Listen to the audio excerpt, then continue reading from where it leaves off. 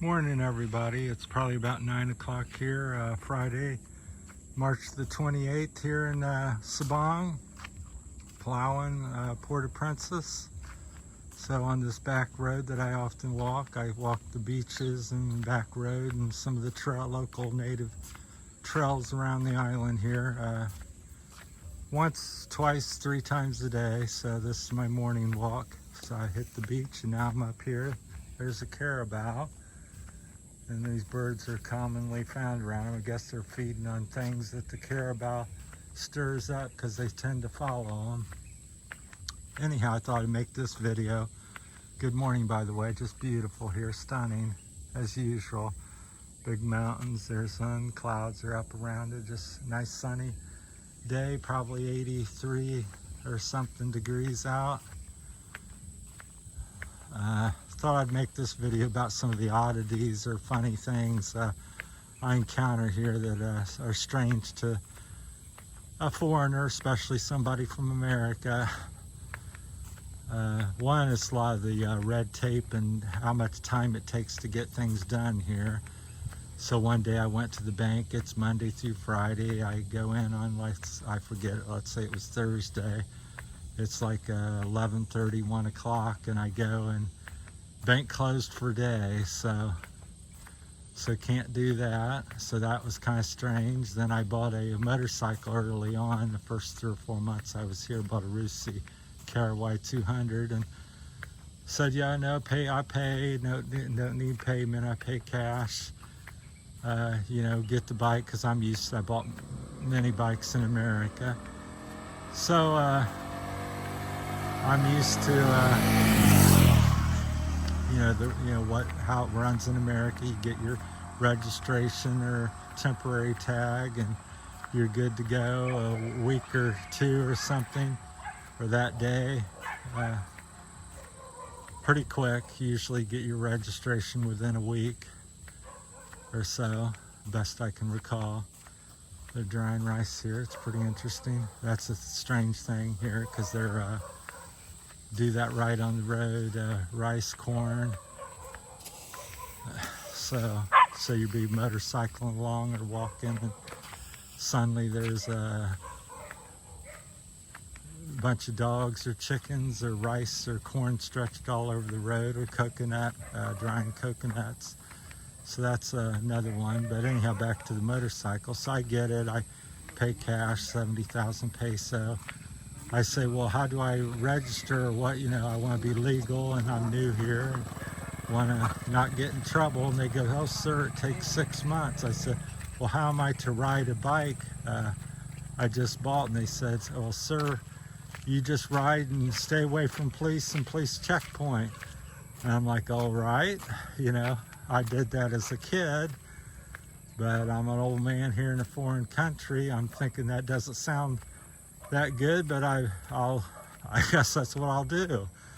Then I met a friend of mine here, and local native person from the Philippines, and he goes, Terry, he says, I bought a used bike here, and I just got my registration a couple weeks ago. I said, well, how long did that take? He said 5 years. So it's that type of stuff. So. And it's like if you're married or get married or divorced here, it's not divorce, it's annulment. I said, well, they look at you and the religious people like you're living in sin, or you got to wait till you meet somebody, you got to get divorced first. Of course, that sounds good, but the reality of it here is I talked to or watched a video attorney on that, and she was saying the average annulment here takes 3 years is a quick one, and the longest one she dealt with was about 10 years. So average that out, maybe 5 years to get a divorce. So, and then another thing about that I've heard, hopefully correct me or add on to things in the comments if I've said something incorrect or you got more information. But then they go, well, if you're cheating on your partner and somebody reports you, well, you can be, go to jail or something. I said, so you can't get a divorce because the courts but you can't be with somebody else because of religion, or you can't be with somebody else because you'll be thrown in jail. So it just, seems silly that you can't get things done in a country that has such a overpopulation of workforce. There's so many workers here, potential workers, and it's relatively cheap to hire and pay to get them to do things, but yet it takes such a long time to get anything accomplished. And then the other thing, meeting different Filipinos here was, when they get mad at you, I can't remember the exact name, again, help me out in the comments, Tampo or something, where if they get mad at you, they don't speak to you, and that could last a few hours to a few weeks to a month or something. And I go, and I said, well, why is that? And they go, well, because they don't want to say anything in anger and be offensive. And I said, well, how's that fix anything? So you're sitting there wondering if they had indigestion, or you said something wrong, or you don't know what the heck's going on, but they don't speak, and when they don't speak, you don't know. So that's another strange custom here that I've ran into with a couple people. So we're coming up to the main road down through Sabang. So, and it just goes on and on. And it's like, buying a house here. You go, you think, well, I buy a house, you're looking for a sign. There are no signs. Most of it's word of mouth, or somebody posted something on Facebook. Then you think, oh, this is a nice house. I'm interested in this. It's pretty clean cut. I got money. You own the house. Well, no, sir. My 6 sisters and I own the house, and my neighbors own the trees, so you don't get the trees. These coconut trees here you don't get, and you have to have all the people sign over. Then you say, oh, I got that done, and then you go to you wait on your title. When do I get the title? Well, you get that or the deed to the place 3 years from now, or a year or 2 from now. So that's another thing. So it's definitely not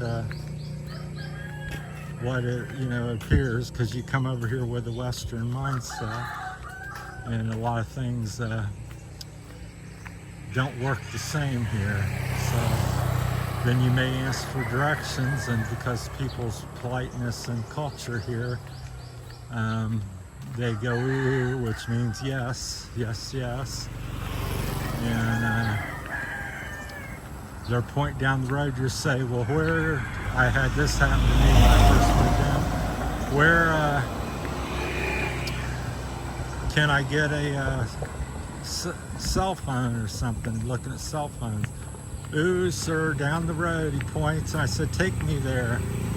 So we go down the road, he lets me out, and I'm sitting in front of this field. I go, wasn't this one in particular, but it's like this. I said, phone store, where's phone store? He goes, oh.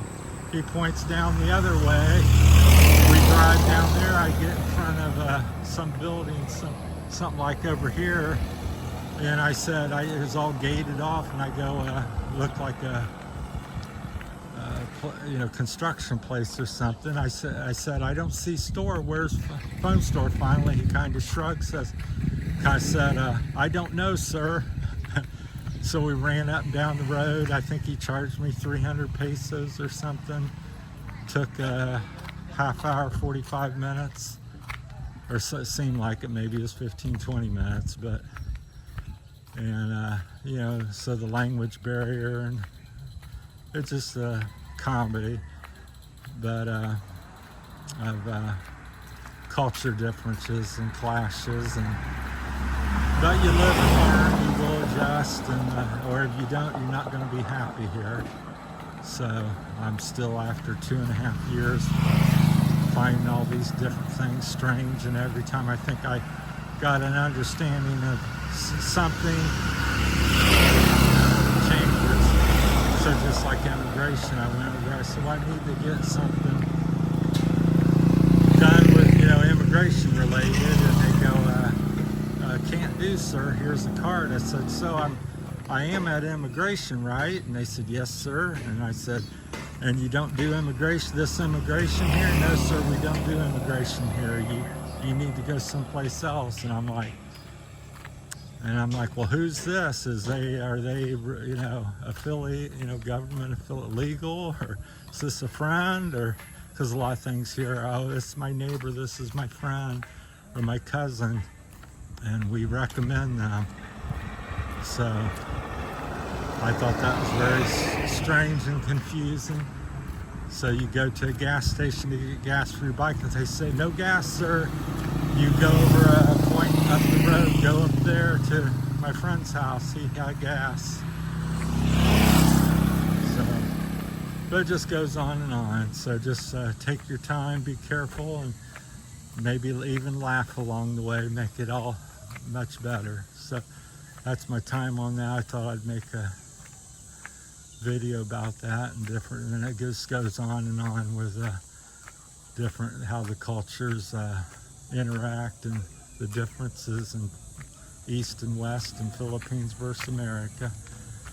So is one ultimately better than the other? I don't think so necessarily, 'cause there's definitely some negatives in America. There's definitely some negatives here.